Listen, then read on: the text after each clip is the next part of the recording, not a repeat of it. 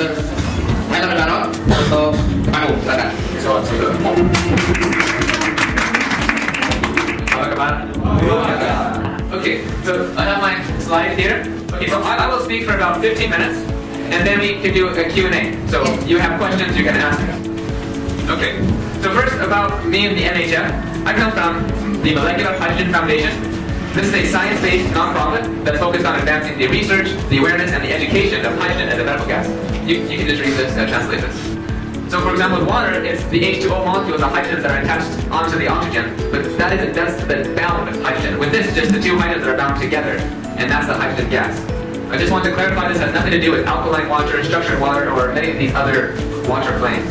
So now with the research of molecular hydrogen, molecular hydrogen has been shown to be therapeutic in about 170 different human and animal diseases, and essentially every organ of the human body.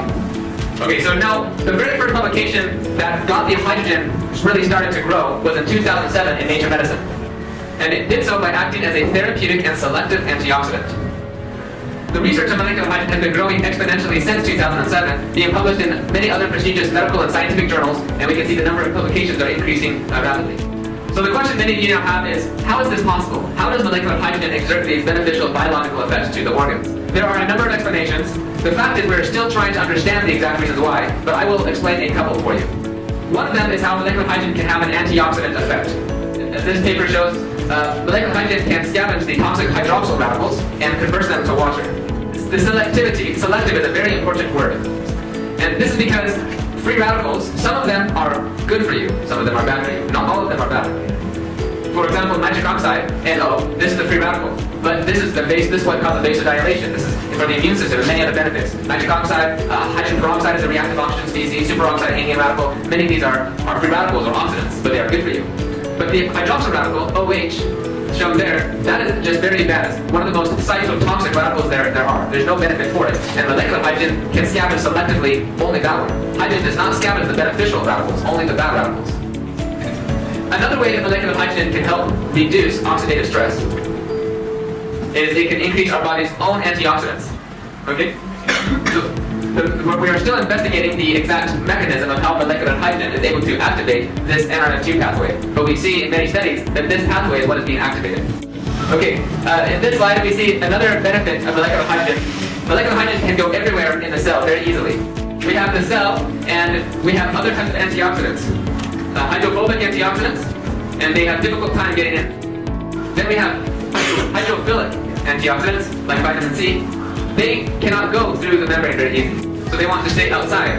But the damage from hydroxyl radicals is occurring here, in mitochondria, in the nucleus, damaged DNA. Molecular hydrogen is the smallest molecule in the universe. So it can easily diffuse into the cell, into the mitochondria, into the nucleus, very easy. It can react with the hydroxyl radical and convert it to water. We also have inflammation. Molecular hydrogen can decrease inflammation. The way that hydrogen can do this is by altering these molecules, interleukins, the MIP1s, many of the transcription factors, all of these cause inflammation, and hydrogen can decrease or alter the levels of these molecules, leading to decreased inflammation. This is accomplished via a cell-modulating activity. Okay, we do see in many of the studies that hydrogen is effective at decreasing oxidative stress. For example, over here we have markers of oxidative stress.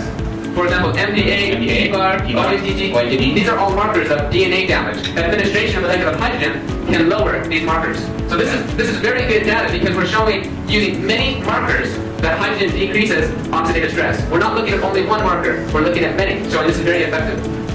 On this side we see markers of antioxidant status, like superoxide dismutase, glutathione, catalase. These are our body's own antioxidants, and molecular hydrogen can increase our body's own antioxidants. Now, hydrogen, as I said, is cell signaling. It can alter many of the transcription factors, leading to many beneficial changes in the body. A little bit more detail of how hydrogen can regulate gene expression. This was shown from Dr. Ota, also the researcher who published the article in Nature Medicine in 2007. Effectively, he found that hydrogen, because it can prevent radical damage in the cell membrane, it alters many changes that lead down to the gene expression. Fatty acid metabolism, we want to increase metabolism.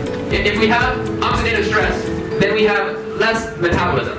So molecular hydrogen can decrease oxidative stress, And this prevents the production of 4-HNE, which is a protein adduct that chelates with the AKT protein phosphorylation and prevents the induction of FOX1 and the PGC1 alpha and the PPAR alpha, which leads to upregulation of FGF21 of the single fatty acid metabolism. Molecular hydrogen can alter the gene expression, and many of these genes are changed, like fatty acid metabolism, steroid biosynthesis, peroxisomes, many beneficial changes. Many small changes leads to big change.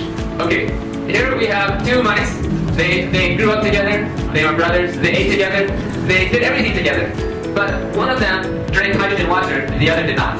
We see hydrogen decreases body fat accumulation because we saw from the slides earlier, molecular hydrogen can increase the metabolism. There are different methods of administration of hydrogen. This is me in Shanghai, in inhalation of hydrogen gas at a medical clinic. This is me in Japan, in a high pressure hydrogen chamber. You can also take a bath with hydrogen-rich water. Very good for the skin. And molecular hydrogen is so small it can enter through the skin and into the bloodstream and give more benefits. But perhaps the easiest way is drinking hydrogen-rich water. So to make hydrogen-rich water, we could take, for example, the gas from the inhalation machine, take the hose, and put it in the glass of water, and bubble for 20 minutes, and then we have hydrogen-rich water. That's one way. There's also simply electrolysis, where it decomposes the water to make hydrogen. But the drinking hydrogen-rich water is not only the easiest, but it's also one of the most effective. One thing about inhalation of hydrogen, the Japanese government recently approved hydrogen inhalation as a medical procedure for cardiac arrest patients. So it is gaining a lot of acceptance and medical applications, many medical applications. When we look at the many diseases, hydrogen has been shown to help with the top 8. Cardiovascular disease, cerebral vascular disease, diabetes. The most important part, one of the most important parts, is the safety profile. Molecular hydrogen is very safe. There are hundreds of studies where we see no toxic effects of hydrogen. We also have used hydrogen since the 1940s to prevent decompression sickness in deep sea diving. And this is at very high concentrations, millions of times higher concentrations than what we need for therapeutic use. We even see it's very natural to our bodies. Our intestinal bacteria, when we eat fibers, the bacteria metabolize the fiber to hydrogen gas. So we are always exposed to hydrogen. We always have small amounts of hydrogen in our blood, in our breath, all the time. It's very safe, very natural. So we have a prediction. Normally, the market is 10 years behind the science.